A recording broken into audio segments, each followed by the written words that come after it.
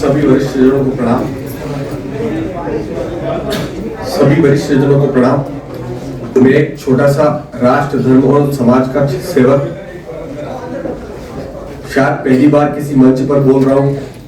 इससे पहले घर रहकर समाज में किस तरीके से जागृति आ सके, जो आज नफरत की आग में समाज जल रहा है, चाहे वो दोनों तरफ से हो, जो वर्ग विशेष की लड़ाई इस देश में चल रही है, जो आज से 70 साल पहले हम सभी ने सुनी है, देखी है और महसूस की है, वो लड़ाई हम वापस आज महसूस कर रहे हैं।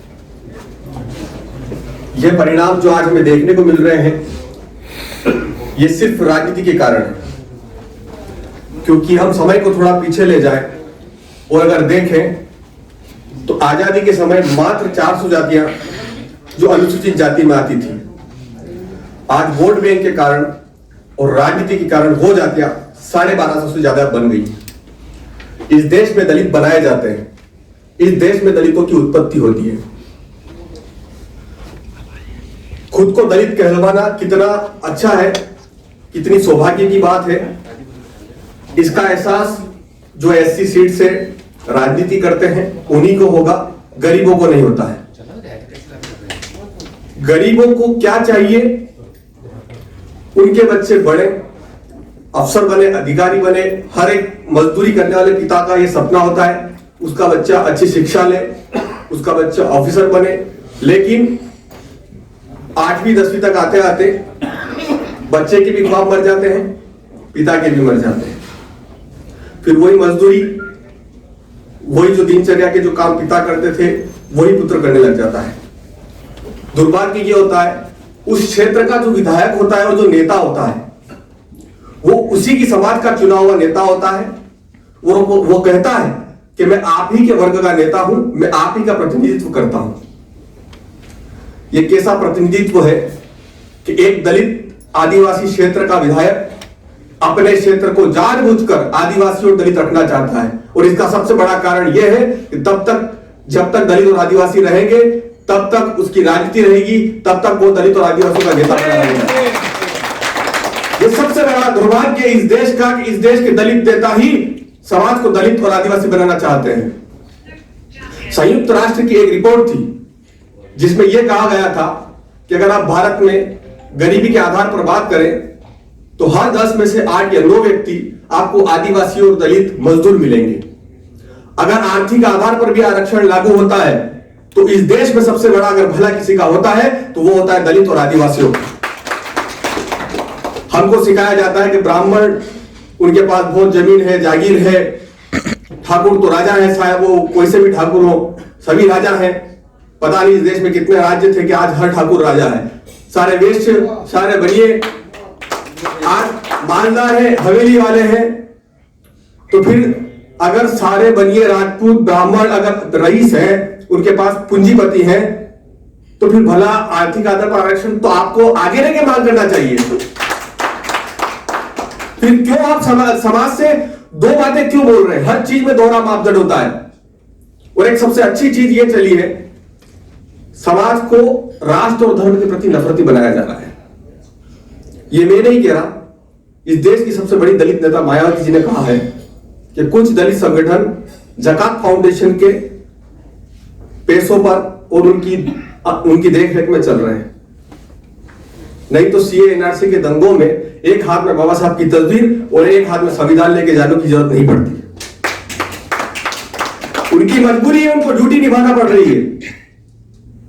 आज से 5 साल पहले इस देश में हर कोई बोलता है मैं भगत सिंह बनना चाहता हूं, मैं चंद्रशेखर बनना चाहता हूं, मैं सुभाष चंद्र बोस बनना चाहता हूं, लेकिन जब बनने की बारी आती है तो वे उनकी पैर की धूल भी नहीं बन सकते।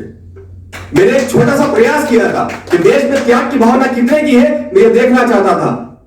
बड़े बड़े दलित नेता, बड़े बड़े आदिवासी नेता ये बोलते थे हम देश के लिए प्राण त्याग देंगे, हम देश के लिए वो कर देंगे, हम ये कर देंगे। तो मैंने एक छोटा सा प्रयास किया सन 2014 में। मैंने कहा कि मैं एक चपरासी का बेटा हूं, मजदूरी करता हूं, मैं आगे आकर अपना आरक्षण छोड़ना चाहता हूं। ये मेरा जाति प्रमाण पत्र, और मैं आज से आरक्षण की किसी भी फायदे का लाभ नहीं लूंगा। मैं मेरा आरक्षण अपनी इच्छा से त्याग रहा हूं और ये मेरा फैसला किसी के दबाव में नहीं है। किसी के बहकाव में नहीं है, ये राष्ट्र और धर्म के प्रति मेरा एक समर्पित छोटा सा कदम है और भगत सिंह के नक्शे कदम पे चलना चाहता हूं। मैं देश के लिए जान नहीं दे सकता, मैं छोटी बात नहीं बोलूंगा, मैं देश के लिए जान नहीं दे सकता, लेकिन मैं जो देश में रहते हुए जो मेरी जिम्मेदारी है उसका एहसास करते हुए जो मैं कर सकता हूं वो मैं अवश्य करूंगा, और इसलिए मैं आरक्षण छोड़ रहा हूं। और बाकी समाज के उन लोगों से मैं निवेदन करता हूं जो आज अच्छे बड़े पदों पर हैं, जो बड़ी नौकरियों में हैं, जो राजनीति के बड़े स्तर में हैं, विधायक हैं, मंत्री हैं, वो आगे आए, शिक्षा और सरकारी नौकरियों में ये कमिटमेंट करे, ये घोषणा करे कि हमारे परिवार का कोई भी व्यक्ति आरक्षण का फायदा नहीं लेगा। क्योंकि आज हर एक विधायक अपने बेटे को अच्छी कोचिंग दे सकता है, हर मंत्री अपने बेटे का अच्छा इंस्टीट्यूट में एडमिशन करवा सकता है, तो वो नाली साफ करने वाले का बेटा, वो चपरासी का बेटा, वो मजदूर का बेटा कब जाएगा?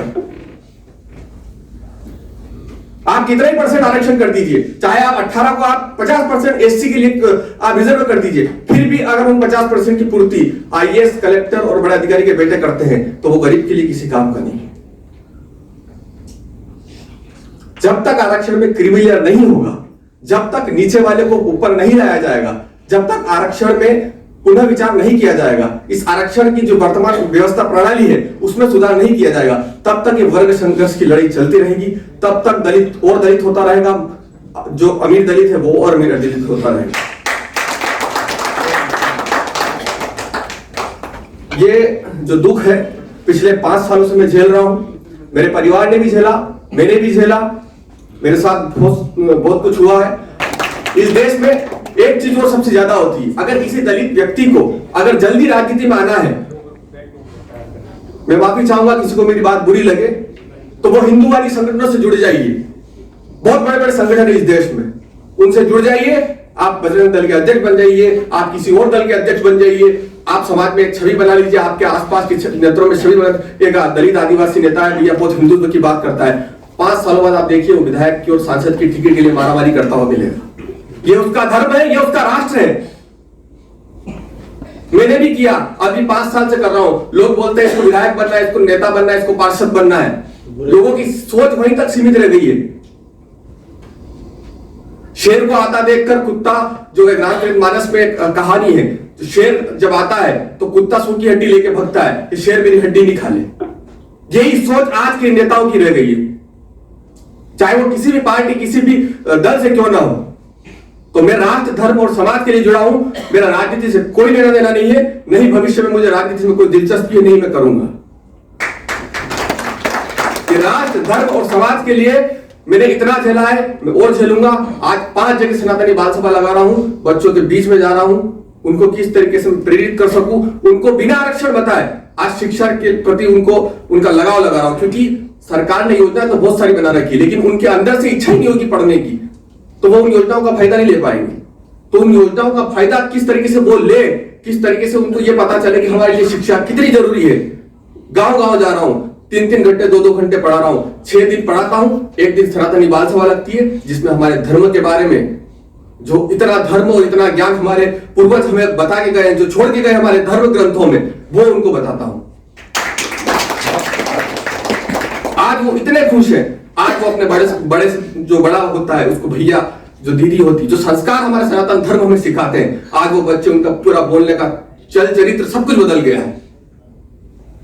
इसके लिए मैं किसी व्यक्ति या किसी नेता को नहीं बोलता हूं, आप आए देखें, जमीन पे काम करें, और जमीन पे कर सकते हैं तो करें। आज हमारे जैसे कई युवा हैं, मधु पासवान हमारे बिहार में है, वो कर रहे हैं, हमारे सुनील जी लोखंडे, भरत भाई मोची, ये सारी टीम, ये सारे युवा हमसे एक साल के अंदर जुड़े हैं और कर रहे हैं जमीन पे काम, जिससे जितना होता है वो कर रहे हैं। लेकिन कोई दिखावा नहीं, कोई मीडिया में बात नहीं, क्योंकि इस देश में दूध को घर घर बिकने जाना पड़ता है, मदिरा के लिए लोग गांव के बाहर भी चले जाते हैं।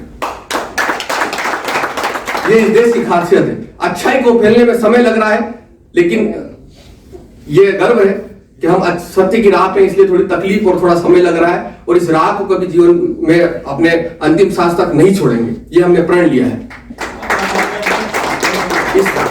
इस प्रण को लेते हुए हम चल रहे हैं, और फिर पुनः इस बात को दोहरा रहा हूं, कोई व्यक्तिगत स्वार्थ नहीं, कोई राजनीतिक स्वार्थ नहीं। आज आप इतने वरिष्ठ जन बैठे हैं, जो मैंने बात कही वो आपके मन मस्तिष्क और हृदय में उतर गई होगी कि राजनीति मेरा उद्देश्य नहीं है, राष्ट्र धर्म और समाज के प्रति एक छोटा सा सेवक हूँ, माँ भारती का एक छोटा सा कण हूँ, और जो आदर्श भगत सिंह, चंद्रशेखर आजाद, सुभाष चंद्र बोस हमें दिखाए गए हैं, उस पर चलने की एक प्रयास कर रहा हूँ।